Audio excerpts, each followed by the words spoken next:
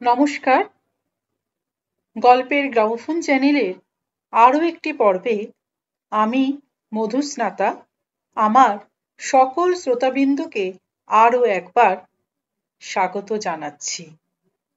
আজ গল্পের গ্রামোফোন চ্যানেলের নিবেদন বিভূতিভূষণ বন্দ্যোপাধ্যায়ের লেখা গল্প অন্নপ্রাশন।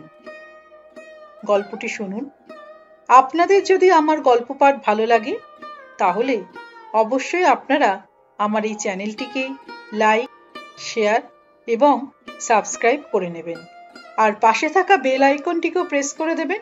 তাহলে প্রতিবারই নিত্য নতুন গল্পের নোটিফিকেশন সবার আগে আপনার কাছে পৌঁছে যাবে। শুরু করছি আজকের গল্প পাঠ। খোকার অবস্থা শেষ রাত হইতেই ভালো নয়।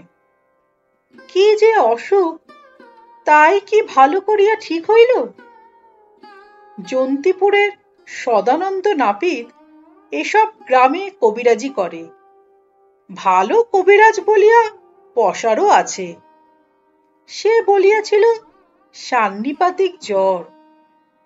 মহেশ ডাক্তারের কম্পাউন্ডার 1 টাকা ভিজিটে রোগী দেখে। সে বলিয়াছিল ম্যালেরিয়া। মহেশ ডাক্তারকে আনিবার মতো সঙ্গতি থাকিলে এতদিন তাহাকে আনা হইত। কাল বৈকালে যে আনা হইয়াছিল সে নিতান্ত প্রাণের দায়ে। খোকা ক্রমশ খারাপের দিকে যাইতেছে দেখিয়া খোকার মা কান্নাকাটি করিতে লাগিল।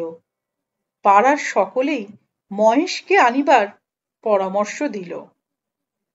পরিবারের গায়ের একমাত্র সোনার অলংকার মাকড়ি জোড়াটা বাঁধা দিয়া 8টা টাকা কেশব ঘোড়ার গাড়ির ভাড়া ও ভিজিটেই ডাক্তারের পাদপদ্মে ঢালিয়াছে। তবুও তো ওষুধের দাম বাকি আছে। নিতান্ত কম্পাউন্ডার বাবু এখানে ডাক্তার পান, সেই খাতিরেই টাকা 2 আন্দাজ ওষুধের বিলটা 1 হপ্তার জন্য বাকি রাখিতে রাজি হইয়াছেন। এই তো গেল অবস্থা। মহেশ ডাক্তার বলিয়া গিয়াছে কোনো আশা নাই, অসুখ আসলে নিউমোনিয়া।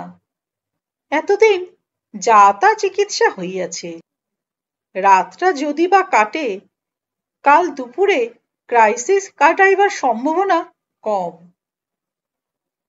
কেশব কথা জানিত, কিন্তু স্ত্রীকে জানায় নাই।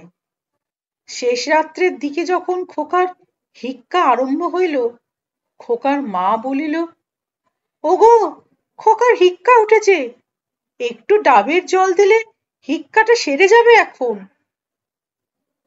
জল দেওয়া হইল। হেঁচকি ক্রমশই বৃদ্ধি পাইতে লাগিল, কমিবার নামটিও করে না। অতটুকু কচি বালকের সে কি ভীষণ কষ্ট। একবার হেঁচকি তুলিতে তার ক্ষুদ্র দুর্বল বুকখানা যেন ফাটিয়া যাইতেছে, আর তার কষ্ট দেখা যায় না। তখন কেশবের মনে হইতেছিল, হে ভগবান, তুমি হয় ওর রোগ সারিয়ে দাও, নয়তো ওকে নাও, তোমার চরণে স্থান দাও। কচি ছেলের এ কষ্ট চোখের ওপর আর দেখতে পারিনে। সূর্য উঠিবার পূর্বেই খোকা মারা গেল। কেশবের স্ত্রী কাঁদিয়া উঠিতেই পাশের বাড়ি হইতে প্রৌঢ়া বাড়ুজ্যে গিন্নি ছুটিয়া আসিলেন। তার সঙ্গে তার 3 মেয়ে আসিল। সামনের বাড়ির নববিবাহিতা বধূটিও আসিল। বধূটি বেশ, আজ মাস 2 বিবাহ হইয়াছে। কিন্তু খোকার অসুখের সময় 2 বেলা দেখাশোনা করা, রোগীর কাছে বসিয়া খোকার মাকে স্নানাহারের অবকাশ দেওয়া, নিজের বাড়ি হইতে খাবার করিয়া আনিয়া খোকার মাকে খাওয়ানো, এখন সে আসিয়া কাঁদিয়া আকুল হইল। বড় নরম মনটা। 10 মাসের ছেলে মোটে, শ্মশানে লইয়া যাইবার প্রয়োজন নাই। খোকাকে কাঁথা চড়াইয়া কেশব আগে আগে চলিল, তার সঙ্গে পাড়ার আরো ৩-৪ জন লোক। ঘন বাঁশবাগান ও বনের মধ্যে পুঁড়ি পথ। এত সকালে এখনো বনের মধ্যে রৌদ্র প্রবেশ করে নাই। হেমন্তে শিশির সিক্ত লতাপাতা ঝোপঝাপ হইতে একটা আর্দ্র অস্বাস্থ্যকর গন্ধ বাহির হইতেছে। ও পাড়ার সতু বলিল, আর বেশি দূর গিয়ে কি হবে? কি বলো রজনী খুড়ো, এখানেই? কেশব বলিল, আর একটু চলো বিলের ধারে। বিলের ধারে ঘন বাঁশবনের মধ্যে গর্ত করিয়া কাঁথা জড়ানো শিশুকে পুঁতিয়া ফেলা হইল। 10 মাসের দিব্যি ফুটফুটে শিশু, কাঁথা হইতে গোলাপ ফুলের মতো ছোট মুখখানি বাহির হইয়া আছে। মুখখানিতে ছোট্ট একটুখানি হা, মনে হইতেছে যেন ঘুমাইয়া পড়িয়াছে। কেশবের কোলেই ছেলে। গর্তের মধ্যে পুঁতিবার সময় সে বলিল, গা এখনো গরম রয়েছে। রজনী খুড়ো ইহাদের মধ্যে প্রবীণ। তিনি বলিলেন, আহা, ওসব ভেবো না। সতু, নাও না ওর কোল থেকে। ওর কোলে কি বলে রেখে দিয়েছ? গর্তে মাটি চাপানো হইল। কেশব অবাক নয়নে গর্তের মধ্যে যতক্ষণ দেখা যায় চাহিয়া রহিল। ছোট্ট মুঠা বাঁধা হাত দুটি মাটি চাপা পড়িয়া অদৃশ্য হইবার সঙ্গে সঙ্গে ব্যাপারটা শেষ হইয়া গেল। রজনী খুড়ো বলিলেন, চলো হে বাবাজি, ওদিকে আর চেয়েও না। সংসার তবে আর বলেছে কেন? আমারও একদিন এমন দিন গিয়েছে। আমার সেই মেয়েটা, জানো তো সবই। আজ আবার তোমার মনিব বাড়ির কাজ, তোমায় তো সেখানে থাকতে হবে। দেখো তো, দিন বুঝে আজই কাজটা সাঙ্গ হইয়া গেল খুব সকালে। বাড়ি যখন ইহারা ফিরিল তখন সবে রৌদ্র উঠিয়াছে। একটু পরে সান্যাল বাড়ি হইতে লোক আসিল কেশবকে ডাকিতে। বলিল, আসুন মুহুরী মশাই, বাবু ডাকছেন। তিনি সব শুনেছেন। কাজকর্ম করলে মনটাকে ভুলে থাকবেন, সেই জন্যে ডেকে নিয়ে যেতে বলে দিলেন। আজ সান্যাল বাড়ির মেজবাবুর ছেলের অন্নপ্রাশন। সান্যালেরা গ্রামের জমিদার না হইলেও খুব সম্পন্ন গৃহস্থ বটে, পয়সাওয়ালা ও বর্ধিষ্ণু। এ অঞ্চলে প্রতিপত্তিও খুব। তেজারতিতেও ৬০-৭০ হাজার টাকা খাটে।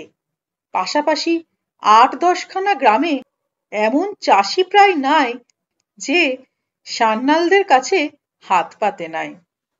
কেশব বলিল, চলো যাচ্ছি। বাড়িতে একটু শান্ত করে যায়। মেয়ে মানুষ, বড্ড কান্নাকাটি করছে।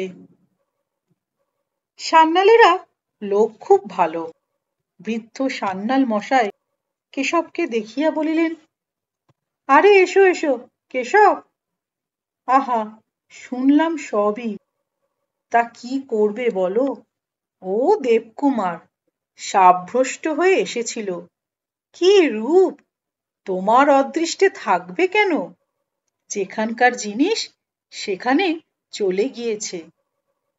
তা ও আর ভেবো না, কাজকর্মে থাকো, তবুও অনেকটা অন্যমনস্ক থাকবে। দেখো গিয়ে বাড়ির মধ্যে ভাতের উনুনগুলো কাটা হচ্ছে কিনা। বৌমাকে আনতে পাঠাচ্ছি, তিনিও এসে দেখাশোনা করুন। কাজের বাড়ি ব্যস্ত থাকবেন। মোটরে করিয়া একদল মেয়ে পুরুষ কুটুম্ব আসিল।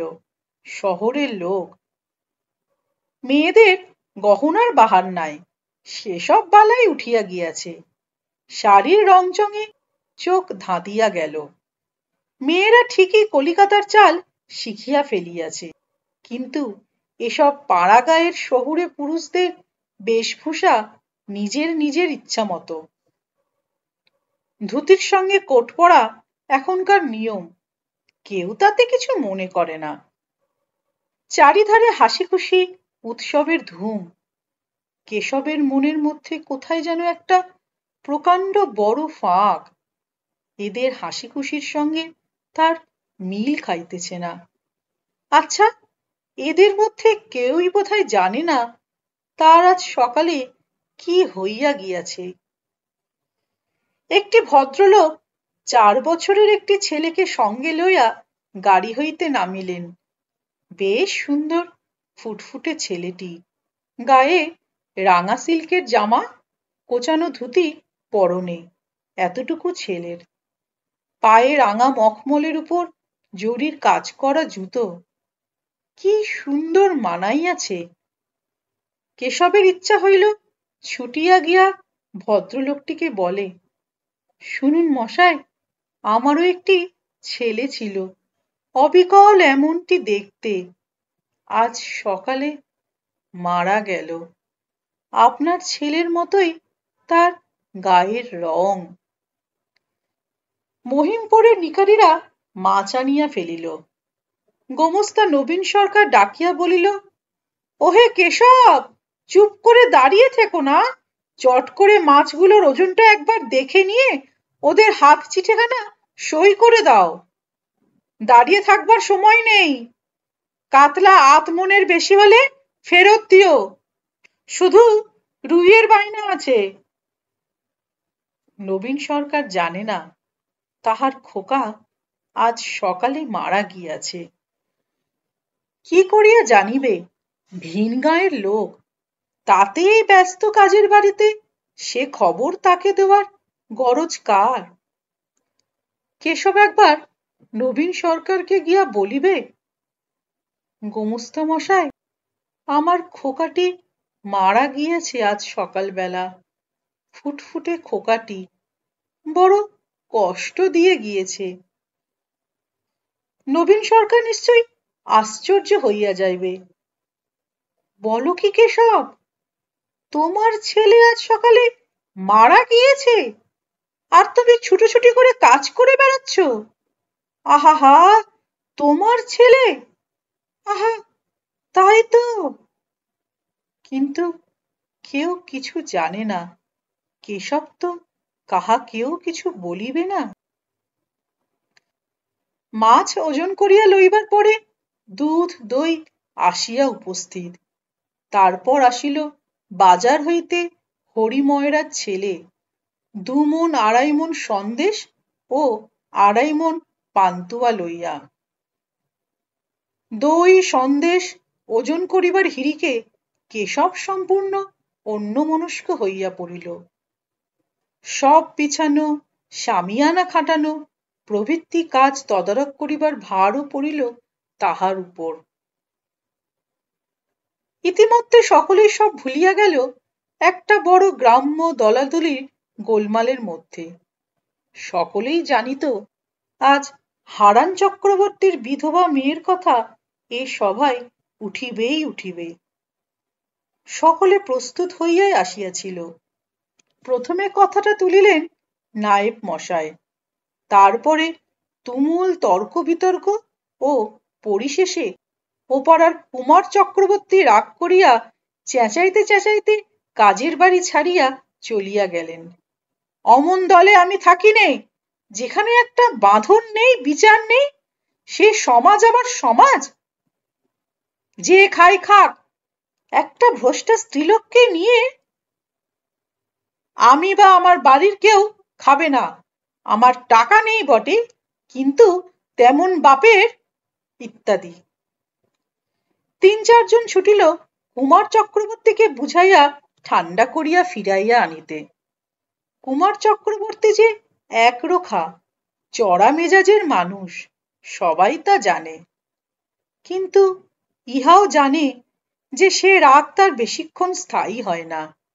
নায়েব মশাই বলিলেন, তুমি যেও না হরিখুড়ো, তোমার মুখ ভালো না, আরো চটিয়ে দেবে। কার্তিক যাক আর শ্যামলাল যাক। হারান চক্রবর্তীর যে মেয়েটিকে লইয়া ঘোট চড়িতেছে, সেই মেয়েটি কাজের বাড়িতে পদার্পণ করে নাই। পাশের বাড়ির গোলার নিচে সে এতক্ষণ চুপ করিয়া বসিয়াছিল। আজই একটা মিটিং হইয়া তাহার সম্বন্ধে যে চূড়ান্ত সামাজিক নিষ্পত্তি কিছু হইবে তাহা সে জানিত, এবং তাহারই ফল কি হয় জানিবার জন্যই সে অপেক্ষা করিতেছিল। হঠাৎ চেঁচামেচি শুনিয়া সে ভয় পাইয়া উঠিয়া দাঁড়াইল, এবং তাহারই নাম কুমার চক্রবর্তীর মুখে ওভাবে উচ্চারিত হইতে শুনিয়া পাঁচিলের ঘুলঘুলি দিয়া দুরু দুরু বক্ষে ব্যাপারটা কি দেখিবার চেষ্টা পাইল। পাঁচিলের ওপাশে নিকটেই কেশবকে দেখিতে পাইয়া সে ডাকিল, কাকা, ও কাকা। কেশব কাকাকে সে ছেলেবেলা হইতেই জানে। কেশব কাকার মতো নিপাট ভালো মানুষ এ গায়ে দুটি নাই।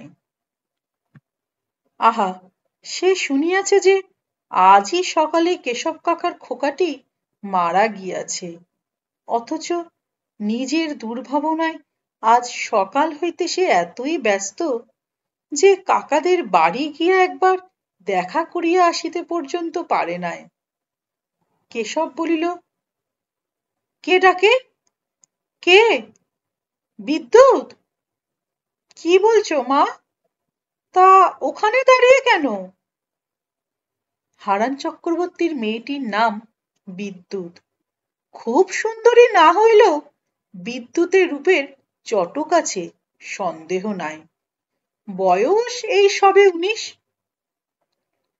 বিদ্যুৎ ম্লান মুখে গলার সুমিষ্ট সুরে অনেকখানি খাঁটি মেয়েলি সহানুভূতি জানাইয়া বলিল, কাকা, খোকামণি নাকি নেই? আমি সব শুনেছি সকালে, কিন্তু কোথাও বেরুতে পারিনি সকাল থেকে। একবার ভেবেছিলুম যাব। কেশব উত্তর দিতে গিয়া চাহিয়া দেখে বিদ্যুতের চোখ দিয়া জল পড়িতেছে। এতক্ষণ এই একটি লোকের নিকট হইতে সে সত্যকার সহানুভূতি পাইল। কেশব একবার গলা পরিষ্কার করিয়া বলিল, তা যা, এখানে দাঁড়িয়ে থাকিস নে, যা। ও ঘোটের কথা শুনে আর কি হবে, তুই বাড়ি যা। কুমার চক্রবর্তী রাগারাগি করে চলে গিয়েছে, ওকে সবাই গিয়েছে ফিরিয়ে আনতে।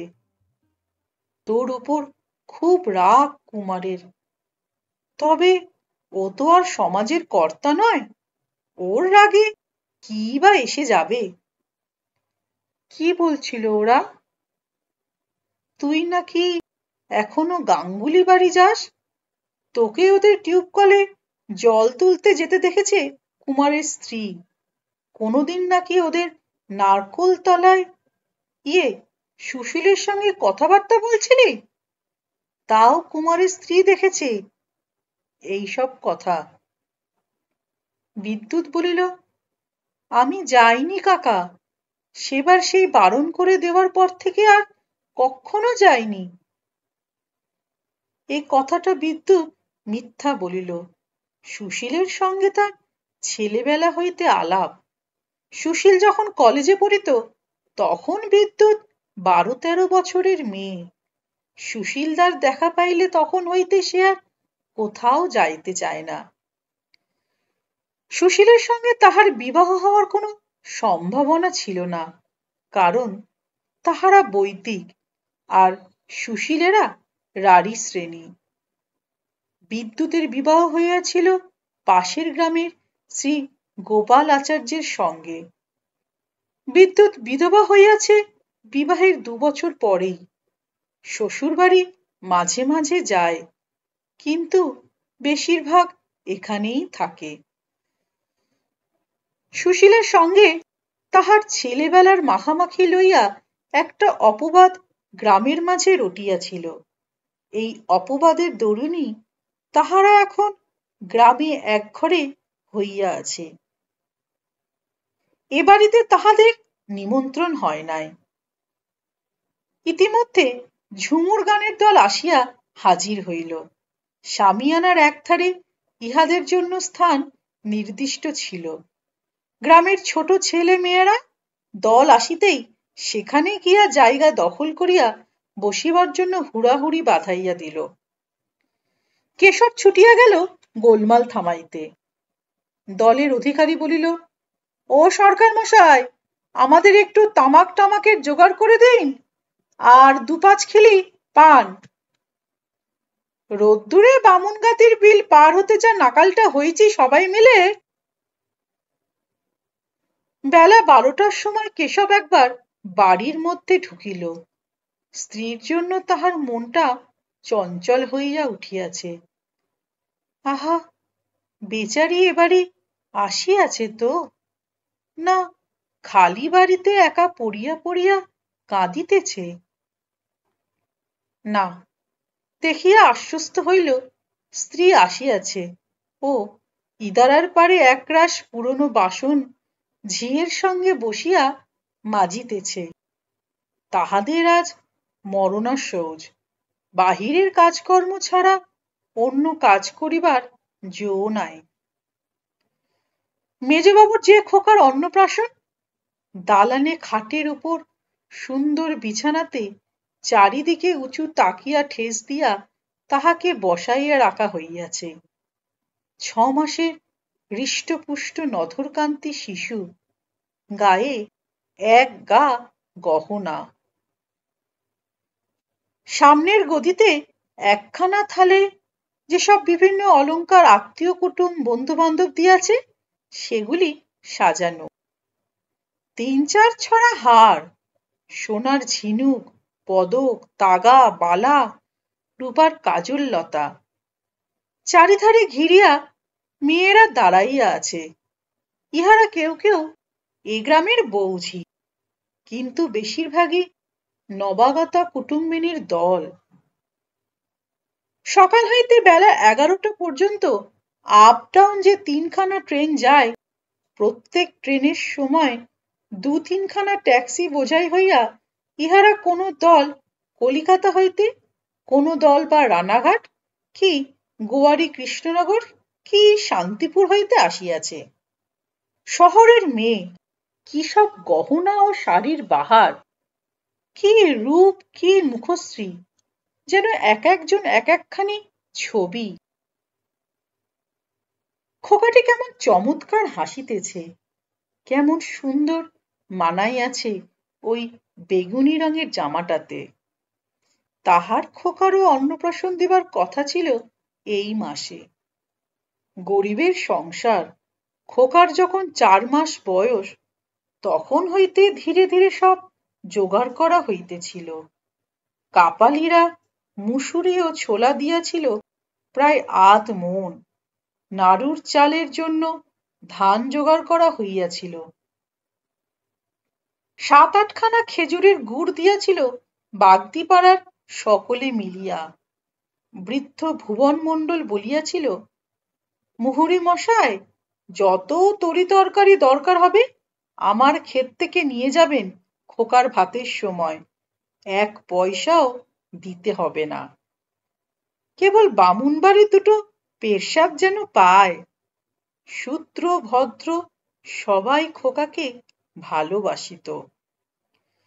মেজবাবুর খোকার গায়ের রং অনেক কালো তার খোকার তুলনায়। মেজবাবু নিজে কালো, খোকার খুব ফর্সা হইবার কথাও নয়। সুতরাং এদের মানানো শুধু জামাই গহনায়। তাহার খোকা গরিবের ঘরে আসিয়াছিল, একজোড়া রূপার মল ছাড়া আর কোনো কিছু খোকার গায়ে ওঠে নাই। আজ শেষ রাত্রে খোকার সে হেঁচকির কষ্টে কাতর কচি মুখখানি, অবাক দৃষ্টি, নিষ্পাপ কাচের চোখের মতো নির্মল ব্যথাক্লিষ্ট চোখ দুটি আহা, মানিক রে! ও কেশব, বলি হাত দেশে, এখানে সঙ্গের মতো দাঁড়িয়ে আছো যে?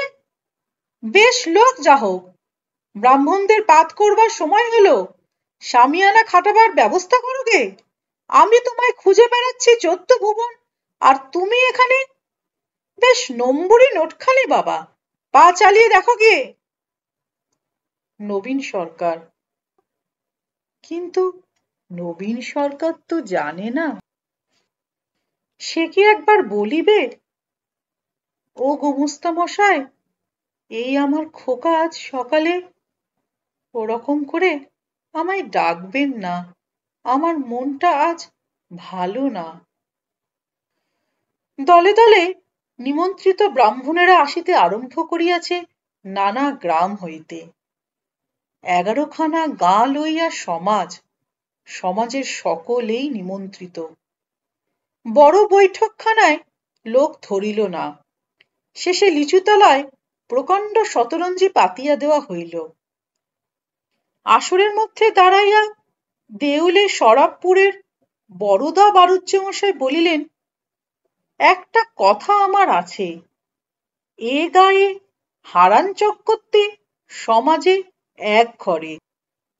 তাদের বাড়ির কারুর কি নেমন্তন্ন হয়েছে আজ কাজের বাড়িতে?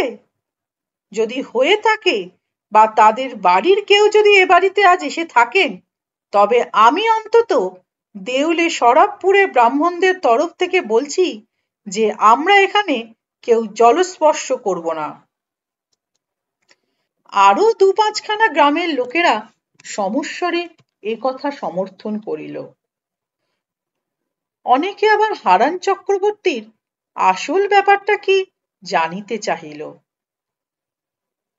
ছেলে ছোকরার দল না বুঝিয়া গোলমাল করিতে লাগিল। এবারে বৃদ্ধ কর্তা সান্যাল মহাশয়ের ডাক পড়িল। তিনি কাজের বাড়িতে কোথাও ব্যস্ত ছিলেন। গোলমাল শুনিয়া সভায় আসিয়া দাঁড়াইলেন। এ গায়ের সমাজ বড় গোলমেলে, তাহা তিনি জানিতেন। পান হইতে চুন খসিলেই এই 300 নিমন্ত্রিত ব্রাহ্মণ এইখানেই হইচই বাঁধাইয়া তুলিবে। খাইব না বলিয়া শুভ কার্য পণ্ড করিয়া দিয়া বাড়ি চলিয়া যাইবে। প্রাচীন বিচক্ষণ ব্যক্তি সব, কিন্তু সামাজিক ঘটের ব্যাপারে ইহাদের না আছে বিচার বুদ্ধি, না আছে কাণ্ডজ্ঞান। তবুও সান্যাল মশাই সভার মধ্যে খুব সাহসের পরিচয় দিলেন। বলিলেন, আপনাদের সকলকেই জানাচ্ছি যে হারান চক্রবর্তীর বাড়ির একটি প্রাণীও আমার বাড়ি নিমন্ত্রিত নয়। তাদের কেউ এই বাড়িতে আসেওনি। কিন্তু আমার আজ অনুরোধ, এই সভাতেই সে ব্যাপারের একটা মীমাংসা হয়ে যাওয়া দরকার। হারান আমার প্রতিবেশী, আমার বাড়ির পাশেই তার বাড়ি। তার ছেলে মেয়ে আমার নাতি নাতনির বয়সী। আজ আমার বাড়ির কাজ, আর তারা মুখ চুন করে বাড়ি বসে থাকবে? এ বাড়িতে আসতে পারবে না। খুঁতখুঁড়ো যা দুটো রান্না হয়েছে তা মুখে দিতে পারবে না। এতে আমার মন ভালো নেয় না। আপনারা বিচার করুন, তার কি দোষ? আমাদের গায়ের লোক মিলে আজ সকালে একটা মিটিং আমরা এ নিয়ে করেছিলাম, কিন্তু সকলে উপস্থিত না হলে ব্যাপারটা উত্থাপন করা ভালো নয় বলে আমরা বন্ধ রেখেছি। আমার যদি মত শোনেন, আমি বলি হারান চক্রবর্তীর মেয়ে নির্দোষ, তাকে সমাজে নিতে দোষ নেই। ইহার পর ঘণ্টা 2 ব্যাপী তুমুল বাকযুদ্ধ শুরু হইল, আজ সকালবেলার মতোই।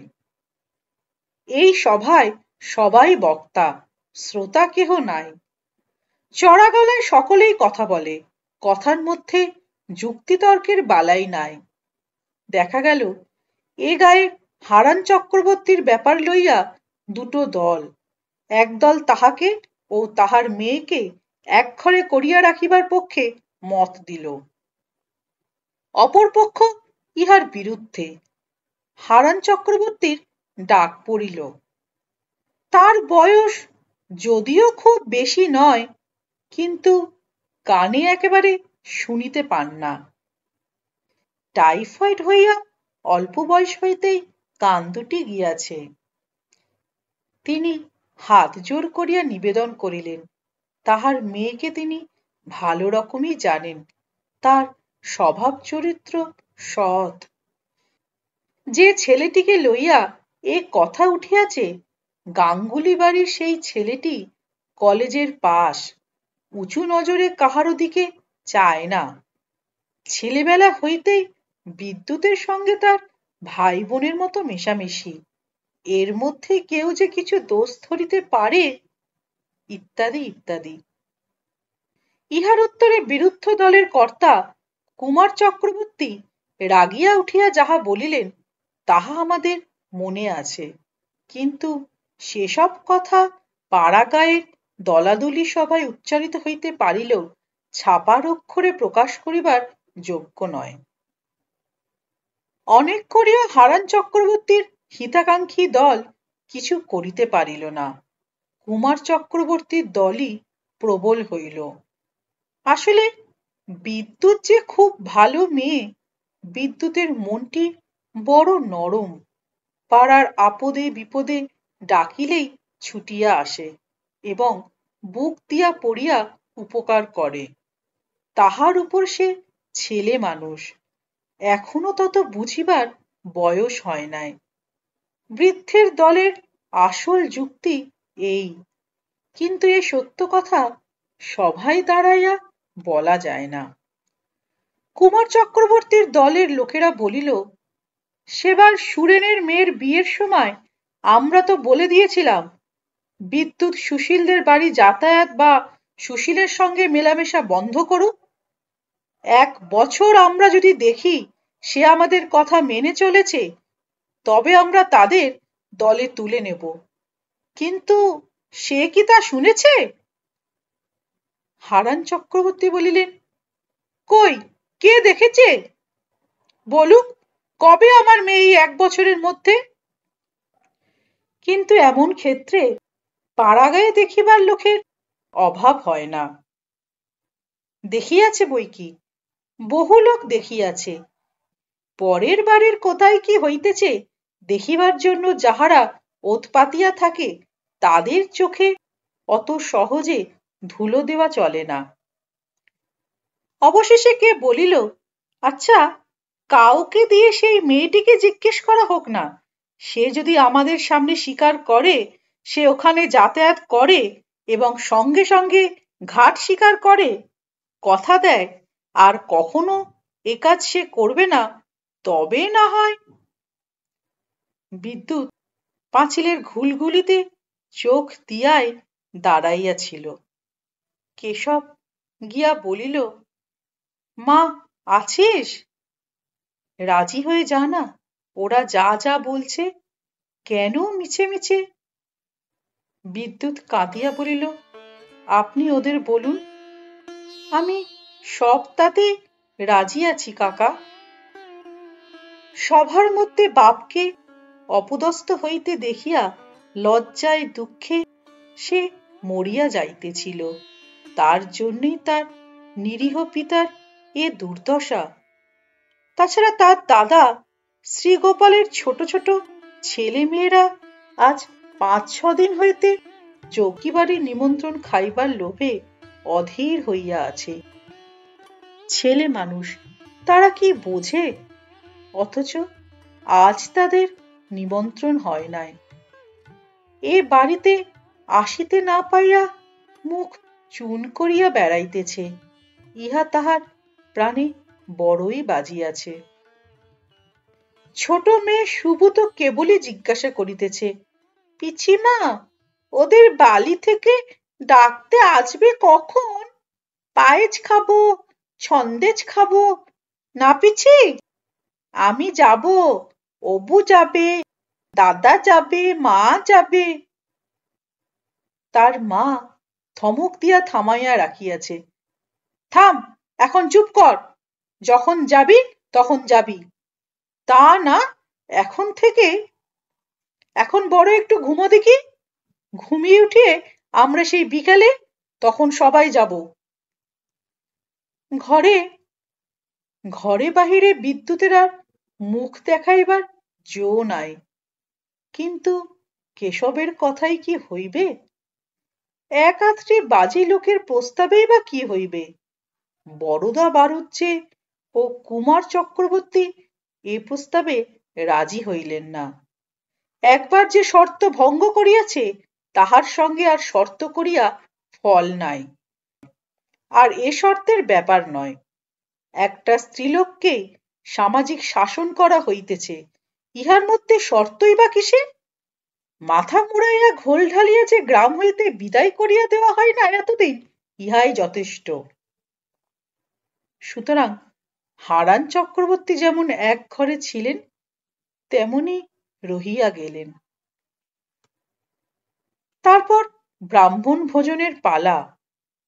কেশবের মরণাশৌচ। ভিখারি বিদায়ের ভার পড়িল তার উপর। ২-৩ দফা ব্রাহ্মণ খাওয়ানো ও ভিখারি বিদায় করিতে সন্ধ্যা হইয়া গেল। সন্ধ্যার পরে শূদ্র ভোজন, সে চলিল রাত ১০টা পর্যন্ত। কেশব সারা দিন হাড় ভাঙা খাটুনির পর যখন খাইতে বসিল, তখন রাত ১১টা। আয়োজন ভালোই হইয়াছিল, কিন্তু এত রাত্রে জিনিসপত্র বেশি কিছু ছিল না, কেবল দই ও মিষ্টি এবং ২-৩ রকমের টক তরকারি দিয়া কেশব পরিতৃপ্তির সঙ্গে ২ জনের আহার একা করিল। পরে স্ত্রীকে লইয়া অন্ধকারে নিজের বাড়ি রওনা হইল। কেশবের স্ত্রীও খুব খাইয়াছে। কেশবের প্রশ্নের উত্তরে বলিল, তা গিন্নির বড় মেয়ে নিজে দাঁড়িয়ে থেকে খাওয়ালে, নিজের হাতে আমার পাতে সন্দেশ দিয়ে গেল, খুব যত্ন করেছে। রান্না বান্না কি চমৎকার হয়েছে না? কেশব বলিল, তা বড়লোকের ব্যাপার, চমৎকার হবে না? নয়তো এমন অসময়ে কপি কোথা থেকে পাড়াগায় আসে বলো দেখি? পেয়েছিলে কপির তরকারি? তার পাইনি, দুবার দিয়েছে আমার পাতে। হ্যাঁ গা, এখন কপি কোত্থেকে আনালে? কলকাতায় কি ১২ মাস কপি মেলে? বাড়ির উঠানে তুলসী তলায় একটা মাটির প্রদীপ তখনও টিমটিম করিয়া জ্বলিতেছে। কেশবের স্ত্রী বলিল, ও বাড়ির ছোট বউ জ্বালিয়ে দিয়ে গিয়েছে। আহা, বড় ভালো মেয়ে, আজ সকালে কেঁদে একেবারে আকুল। সকালে যেভাবে ইহারা ফেলিয়া রাখিয়া গিয়াছিল ঘরবাড়ি, সেইভাবেই পড়িয়া আছে। কারো সাড়া শব্দ নাই, নির্জন নিস্তব্ধ। বাড়িখানা খাঁ খাঁ করিতেছে। আশেপাশে ঘর অন্ধকার, কেবল তুলসী তলায় ওই মিটমিটে মাটির প্রদীপে আলোটুকু ছাড়া। কেশব শুইবা মাত্রই ঘুমাইয়া পড়িল। অনেক রাত্রে ঘুমের মধ্যে কেশব স্বপ্ন দেখিতেছিল। বিদ্যুৎ আসিয়া উঠানের মাঝখানে দাঁড়াইয়া কাঁদো কাঁদো মুখে বলিতেছে, কাকা, আজই বুঝি? একবার ভেবেছিলাম আসবো, কিন্তু যে দুর্ভাবনা আমার উপর দিয়ে আজ সারাদিন। বাহিরে ঝমঝম বৃষ্টির শব্দে তার ঘুম ভাঙিয়া গেল। সে ধর্মর করিয়া বিছানায় উঠিয়া বসিল। সর্বনাশ, ভয়ানক বৃষ্টি আসিয়াছে। খোকা কচি ছেলে, নিউমোনিয়ার রোগী, বাসতলায় তার ঠান্ডা লাগিতেছে যে। পরক্ষণে ঘুমের ঘোরটুকু ছুটিয়া যাইতেই নিজের ভুল বুঝিয়া আবার শুইয়া পড়িল। ভাবিল, আহা, যখন পুঁতি তখনও ওর গা গরম, বেশ গরম ছিল। হঠাৎ দেখিল সে কাঁদিতেছে, অঝোর ধারে কাঁদিতেছে। বাহিরে সেই বৃষ্টি ধারার মতো অধর ধারে। বারবার তার মনে হইতে লাগিল তখনও ওর গা গরম ছিল, বেশ গরম ছিল। গল্পটি এখানেই শেষ হলো। আশা করি এই গল্পটি আপনাদের ভালো লেগেছে। আর যদি ভালো লেগে থাকে তাহলে অবশ্যই আপনারা আমার এই চ্যানেলটিকে সাবস্ক্রাইব করে আমার পাশে থাকবেন। খুব শিগগিরই আমি হাজির হব পরবর্তী আরেকটি সুন্দর গল্প নিয়ে আমার এই গল্পের গ্রামোফোন চ্যানেলের নতুন আরেকটি পর্বে। সকলে ভালো থাকবেন, সুস্থ থাকবেন। নমস্কার।